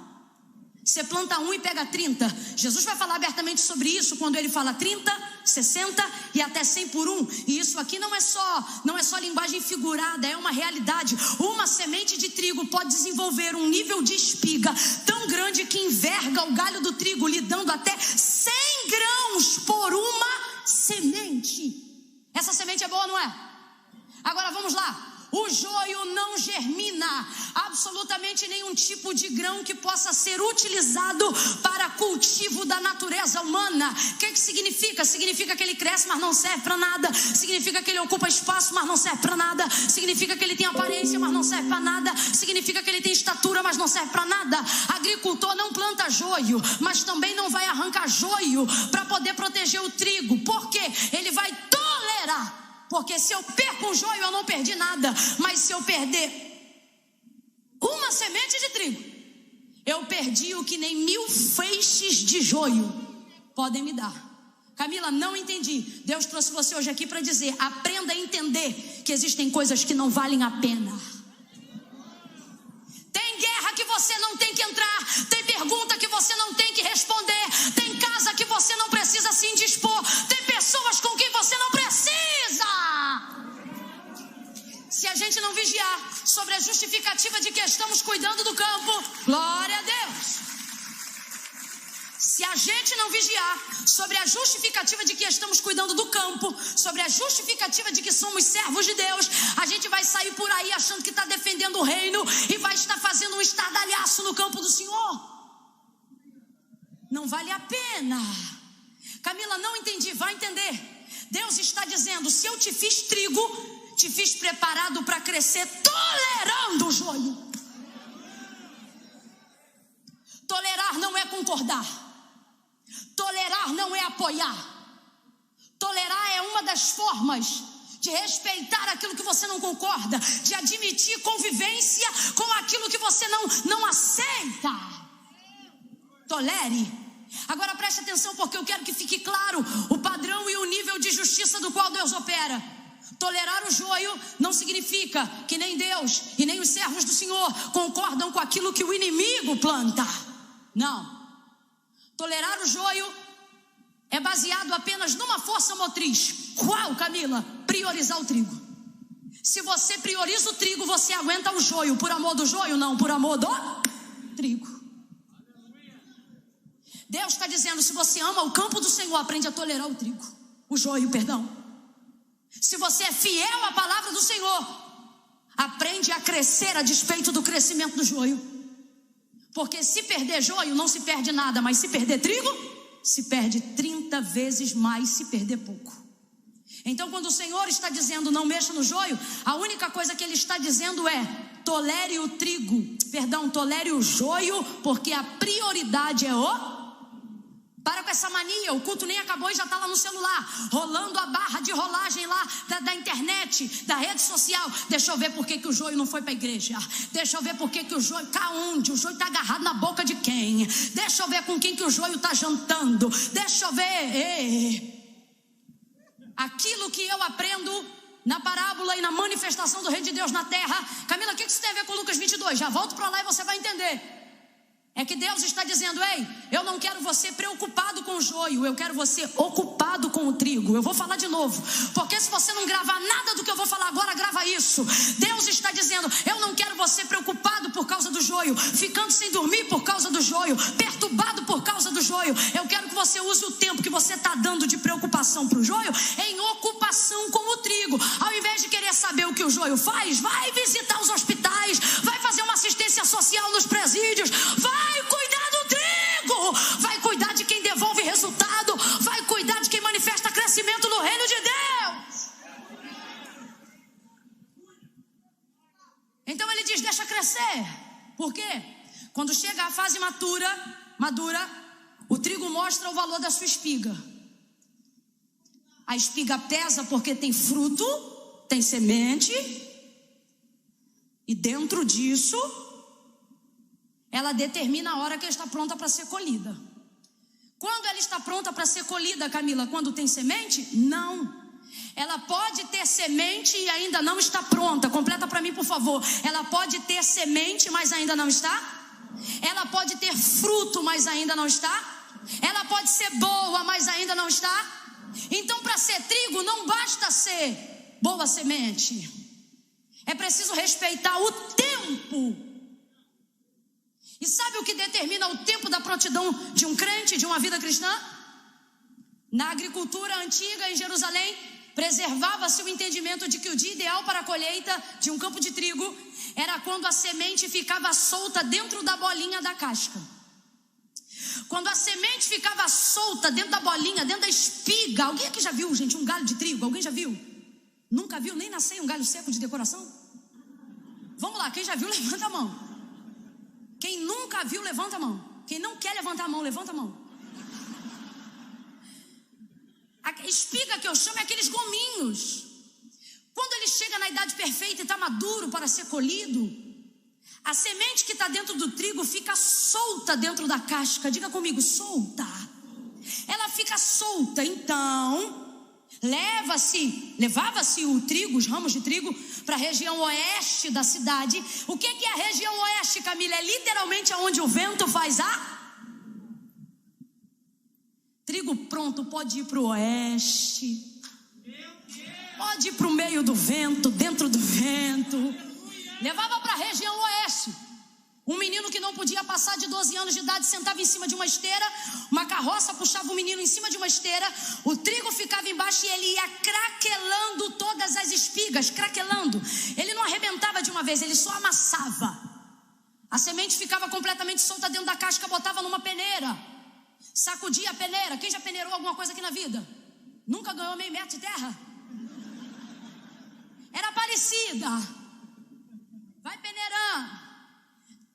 Eu fazia assim que era pequeno e tinha que ajudar a bater laje. Mas titio, que era pedreiro, fazia... rebentava. Areia fininha, parecia tapioca. Leva e coloca o trigo craquelado na peneira. O que a peneira vai fazer enquanto raspa? A parte que craquelou, igual a cutícula da unha quando levanta que agarra nas roupas, já viu que luta? É a mesma coisa, a peneira pega uma pontinha só que tiver craquelada, rasga a casca e quem sai? A semente. E esse processo só pode acontecer uma vez que o trigo esteja maduro. Porque se o agricultor errar a fase e pegar um trigo que é bom, uma semente que é boa, mesmo que já tenha dado fruto, mas ainda está em crescimento, ainda está verde, e ele colocar no processo de craquelar, ou jogar na semente, ou jogar na peneira, ocorre que quando for peneirar e rasgar a casca, vai rasgar também a semente. Por quê? Porque trigo verde ainda tem a semente apegada na casca. É a maneira de conseguir os nutrientes para ele conseguir viver. É a maneira dele conseguir absorver da terra. Camila, o que isso significa na vida cristã? Significa que todo mundo aqui, antes de viver plenamente para Cristo, ainda depende de coisas terrenas para compreender a sua vida com Cristo. Tem gente que diz assim: eu não adoro a Deus pelo que Ele faz, eu adoro a Deus pelo que Ele é. Mas a única maneira de futuramente adorar a Deus por quem Ele é primeiro discernindo o que Ele faz. Senão você não desenvolve experiência com Deus. Não me venha para cá com demagogia. Trigo novo tem semente agarrada na casca. Se fere na peneira, vai ferir a semente. Se ferir a semente, apodrece. Por isso tem o tempo certo. O tempo em que eu não dependo mais do que tenho para saber quem eu sou. Isso é maturidade. O tempo que eu não estou mais agarrada à terra. Estou agarrada, estou pronta para a eternidade. Vai ouvindo aí. Mas quem está verde ainda está pegado à casca. Quer ver, crente? Trigo novo. Você fala um negócio para o que está na direita, ele já pega o tiro que nem é dele. Falou o quê? Está pegado à casca. Trigo novo, alguém acerta onde não veio, o trigo já acha que é para ele. Tu viu como é que ela te olhou? Te olhou estranho, eu percebi. Isso é conversa de trigo novo. Trigo novo ainda está apegado ao que tem. Trigo novo ainda está apegado a coisas terrenas. Agora, já viu trigo maduro ser colhido? Eu já vi. Mano do céu, já me mandaram visitar a gente no hospital, que quando eu entrei falei: o que eu vou falar, Senhor? É para orar, para curar? Jesus, o que eu vou orar? É para clamar teu sangue? Vai levantar da maca? E eu ali, trigo novo, tentando saber que oração ia fazer pelo trigo maduro. Aí você vai achando que vai fazer a visita. Aí o trigo maduro já te recebe e diz: fica calmo. O trigo maduro está na cama. Fica calma. Não, olha, eu vou orar pelo Senhor aqui agora. Eu creio que Deus vai fazer uma. Não ore, não. Eu já estou vendo o portão aberto, eu quero ir. Eu digo: não. Chame meus filhos, eu já vi, gente. Chama que eu vou abençoar fulano, vou abençoar ciclano. A gente está apavorado que o trigo maduro vai ser colhido. E o trigo maduro está dizendo: vou abençoar todo mundo, vou beijar, vou abraçar e vou dar tchau. Desapegado da casca, pronto para colheita. Agora trigo novo. Trigo novo é uma luta, e é aqui que eu volto para o 22 para a gente encerrar. O Senhor não falou por coincidência. Por pelo menos 4 vezes Ele manifesta o reino dele na terra, utilizando a comparação do trigo, a alma, a vida humana como trigo. E agora Ele olha para Pedro e diz: Satanás te pediu para peneirar como trigo. Sabe o que Ele está dizendo? Você precisa tanto se aprontar que Satanás teria acesso a você se eu não intercedesse ao meu pai para que ele não chegasse. Tão imaturo você ainda é, Pedro. Tão verde você ainda é. Tão brecha você ainda dá. Mas eu intercedi. Agora, outra coisa que a gente precisa ver: Pedro não precisa saber disso que eu vou contar agora, não. Ele está dizendo: Satanás quer te pegar, mas quer te pegar como trigo, porque ele sabe que tu é vacilão, mas é trigo.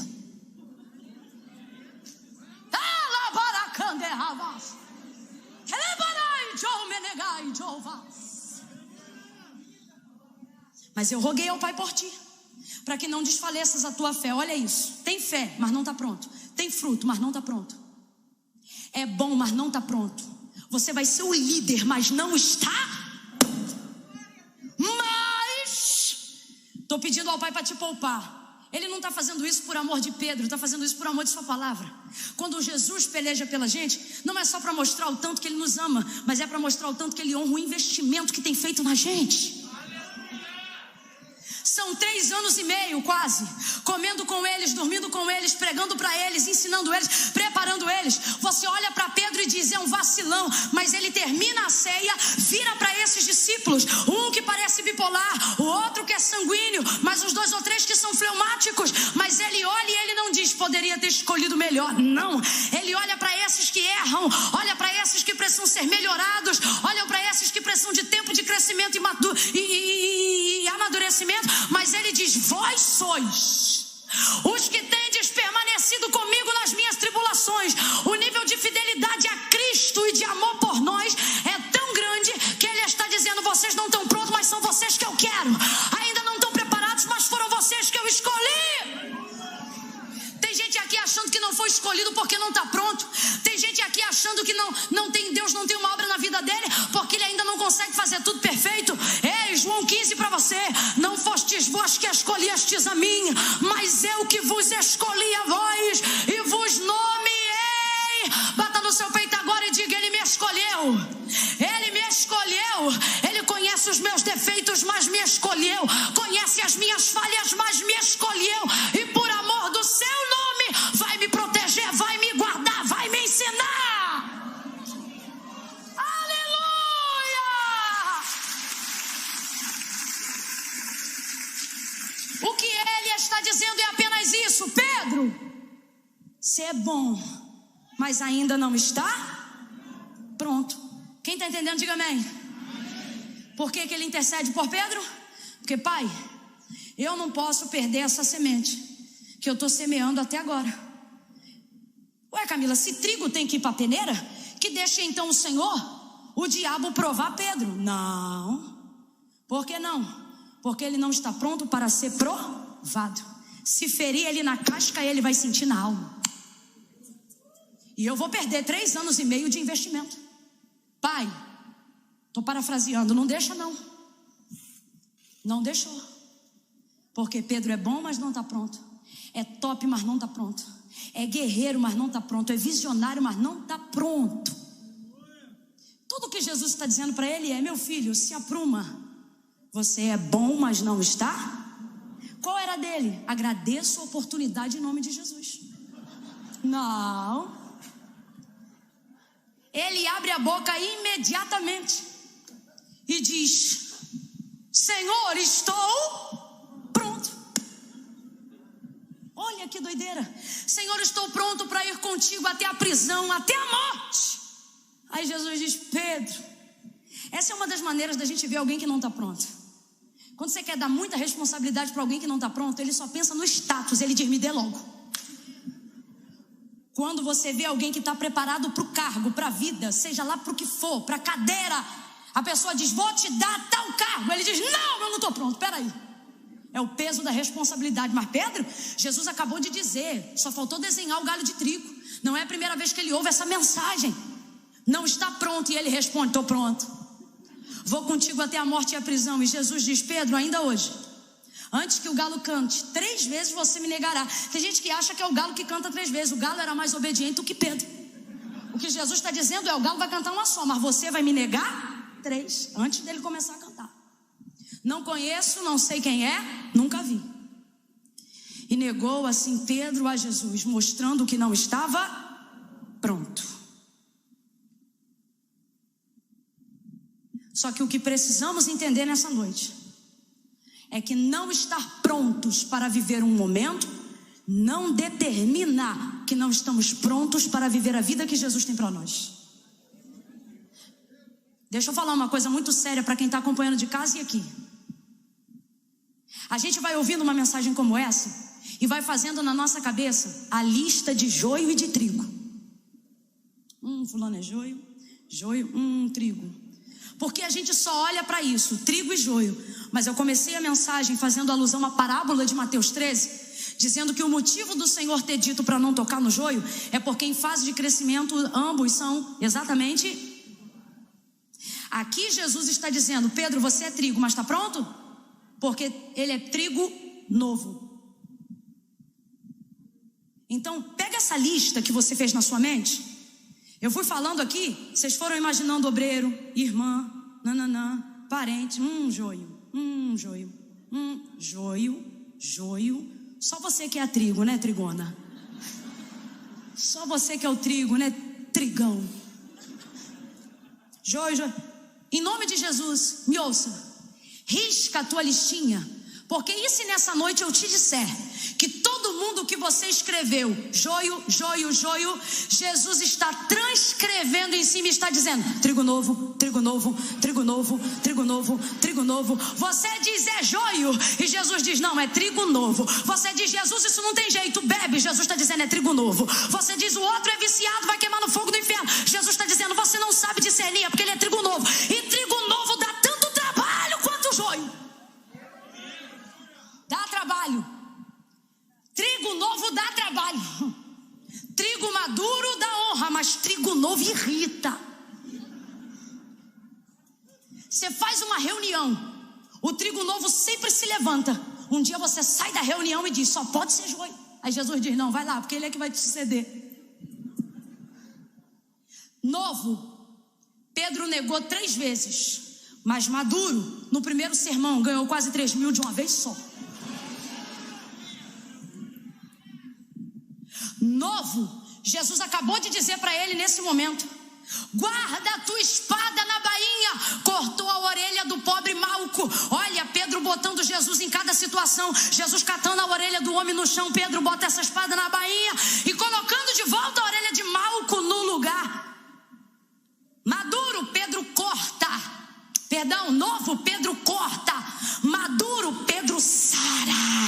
Maduro, Pedro chega para o que ficava a Porta Formosa e diz: não tenho prata nem ouro, mas o que tenho te dou. Em nome de Jesus Cristo Nazareno, levanta e anda. Deu a mão para o homem e o pôs de pé. Oh, meu Deus, Deus trouxe gente hoje aqui para dizer: só um pouco de paciência. Esse trigo novo que te dá trabalho ainda vai amadurecer e vai glorificar o meu nome. Assim diz o Senhor.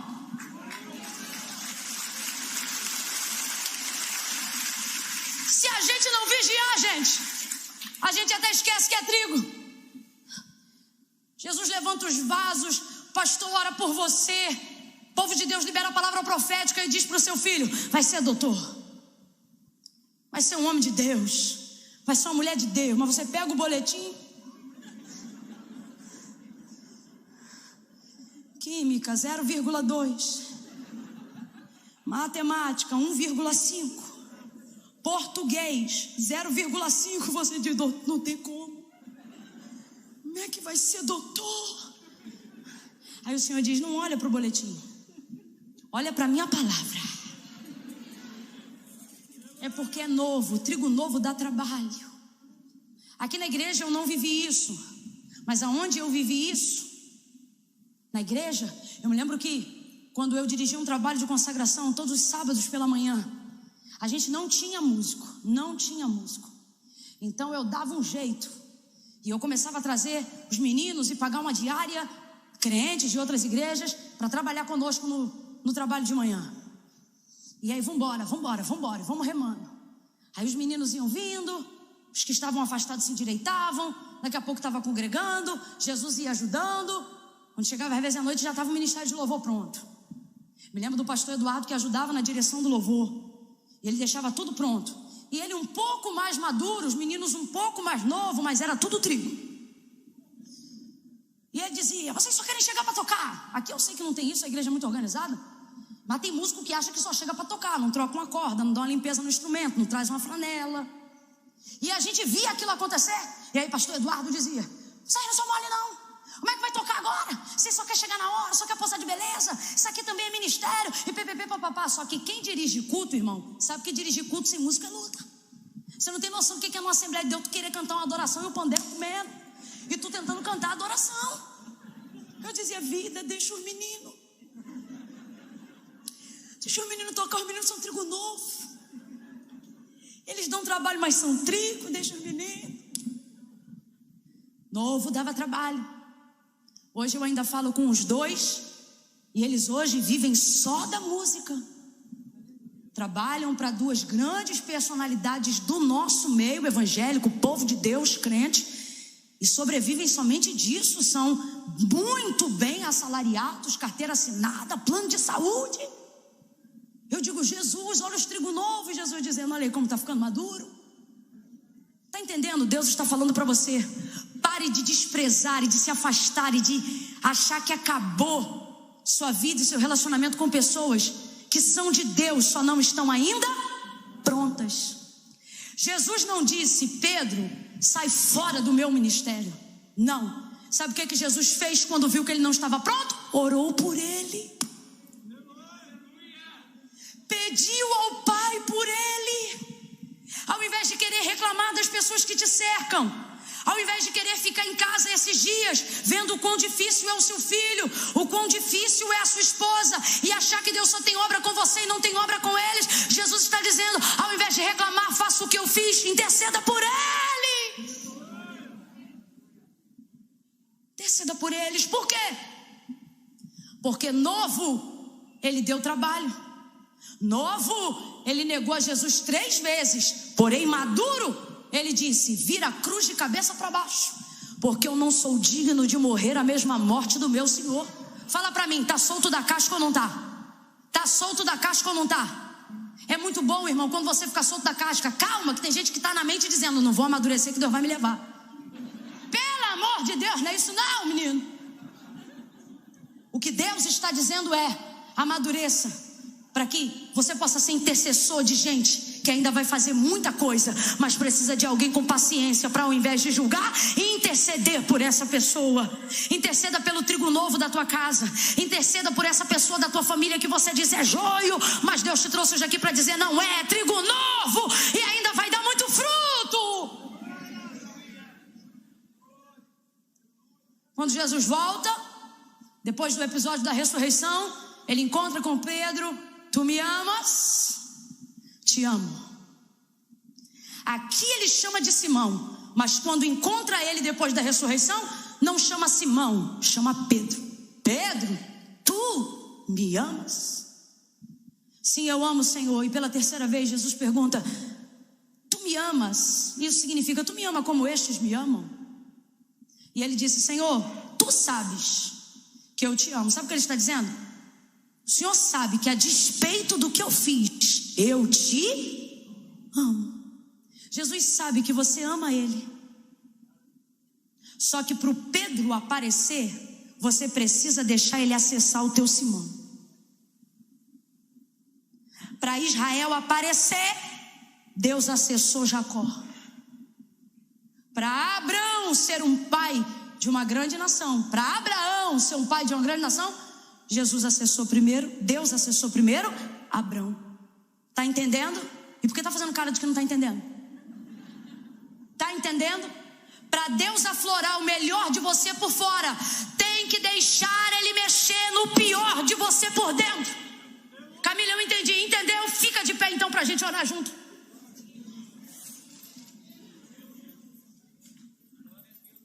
Aleluia. Acalma alguém aí de longe e diz: é trigo novo. Trigo novo.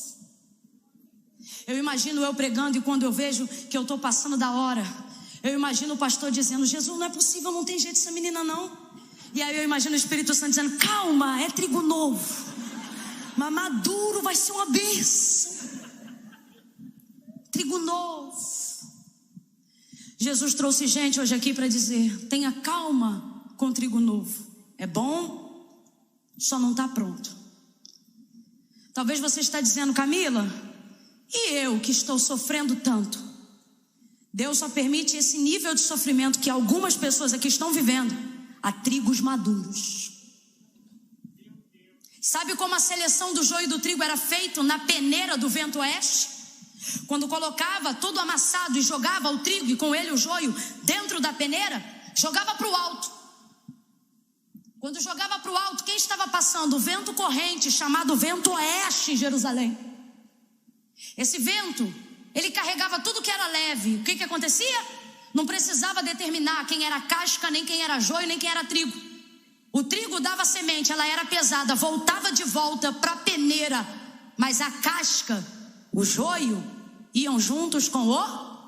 Se você está no vento e não foi no vento, é porque você é trigo. E se você está aí e está vivo, é porque você está pronto para viver esse momento.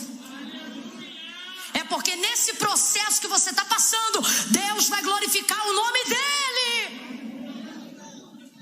Jó Não é todo mundo que é aprovado igual a Jó. Na verdade, igual a Jó, só Jó.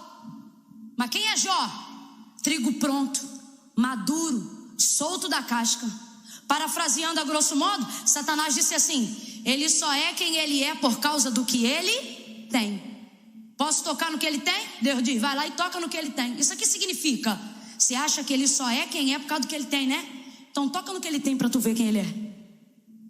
Vai lá e toca em tudo que ele tem, e ele continua sendo quem ele era, solto da casca. Aí Deus dá dobrado para ele. Por quê? Deus quer deixar claro, ele não é quem ele é por causa do que ele tem. Ele tem o que ele tem por causa de quem ele é. Se tiver de casaco, segura as duas pontas. Se tiver de blusa, segura assim, ó, na saia, na calça, dá uma... Se não tiver nada solto no teu corpo, significa que usou a roupa errada. Se não tiver nada que dá para pegar aí, escolhe melhor da próxima vez. Pega uma aba, uma bainha, qualquer coisa, e começa a dar uma sacudida. Dá uma sacudida. Camila, não dá para sacudir, errei a roupa, bate, então bate assim, ó. Igual tira poeira. Bate, dá uma batida. Vai, é profético. Tem coisa que parece loucura, mas é a fé. Camila, não entendi. Vai entender. Jesus te trouxe aqui para dizer, sabe tudo isso que veio na peneira para te machucar? Sabe tudo isso que você tem vivido? Isso não vai ferir quem você é por dentro. Alguém vai dizer como você sobreviveu e você vai dizer, só pegou na casca. E eu tô solto da casca. Jesus está usando essa situação para me amadurecer. Eu estou profetizando que o seu pior momento de vida vai gerar, vai expor o que Deus colocou de melhor em você. Aleluia. Eu quero fazer um convite agora. Vou contar de 1 a 3. Quando eu disser 3, vai sair do lugar e vai vir ao altar de Deus. Se estiver na galeria, vai descer. Ai, Camila, mas é longe. Longe é o céu sem Cristo. Quando eu disser 3, aonde quer que esteja alguém que diz, Camila, eu acho que eu sou joio, porque eu me comporto igual joio, eu vacilo igual joio. Pois eu te digo, se você está aqui nessa noite, você não é joio, você é trigo novo. Mas se Jesus te trouxe aqui, é porque Ele continua investindo em você, intercedendo por você. Mas você precisa se posicionar aonde Deus te quer. Quando eu disser 3, vai sair do lugar e vai vir ao altar de Deus. As pessoas que hoje precisam fazer uma aliança com o Senhor. Camila, eu quero voltar para Jesus. Camila, eu me afastei dos caminhos do Senhor. Olha bem para mim, olha bem para mim. Não vem contar caô para carioca, tá, irmão? Não, Camila, eu vou ficar aqui no meu lugar porque Deus sabe. Sabe, mas não concorda. Porque Ele disse, não foi Camila, não foi Paulo, não foi Pedro, foi Jesus. Eu disse que foi Jesus. Disse assim, porque aquele que me confessar diante dos homens, eu também o confessarei diante do meu Pai que está no céu. Olha o que Ele diz, mas aquele que se envergonhar de mim. Veja, o problema não é falta de fé. Às vezes a gente não toma uma decisão de entregar a vida para Cristo, não é porque a gente não crê, mas é porque a gente tem vergonha de vir aqui. E é por isso que Ele diz, quem não me confessar por vergonha, também ficará envergonhado diante do meu Pai. Camila, mas o que eu faço se eu tenho vergonha? Vem com vergonha mesmo. Porque a vergonha é passageira, mas a sua salvação é eterna. Quando eu disser 3, quem estiver na nave, Camila, sou eu. Tem gente que até hoje acha que eu sou joio, mas hoje eu entendi. Deus te usou para dizer, você é trigo novo. Talvez nem você acredita mais em você, mas Jesus te trouxe aqui para mostrar que Ele ainda investe em você, que Ele ainda tem intercedido ao Pai por você. Então quando eu disser 3, com vergonha ou sem vergonha, você vai descolar o pé do chão e vai parar aqui na frente. Camila, tem que dizer alguma coisa? Nada. Como eu só estou chamando quem está nessa condição, nós vamos entender nisso a sua confissão pública de fé. Ai, Camila, eu vou ir na frente que eu estou sentindo de receber uma oração. Não vem que eu não estou te chamando. Sou crente de uma igreja ali, vim hoje aqui, vou aí na frente. Não vem não, ora aí onde você está. Aqui no altar é só para quem vai tomar uma decisão hoje com o Senhor. Ai, Camila, eu eu tô meio fraca. Tá meio fraco, mas ainda tá com o Senhor. Só vai vir quem sabe que Jesus está num caminho e você entrou por outro, e hoje você quer acertar o GPS. Amém? A Devec levanta a mão e começa a interceder agora. Eu conto 1. Redobre a oração. Não finge que está orando não, que é feio. Levanta a mão e ajuda na intercessão. Faça o que Jesus fez por Pedro e comece a interceder. Eu conto 2. Camila, sou eu. Começa a descolar o pé do chão e vem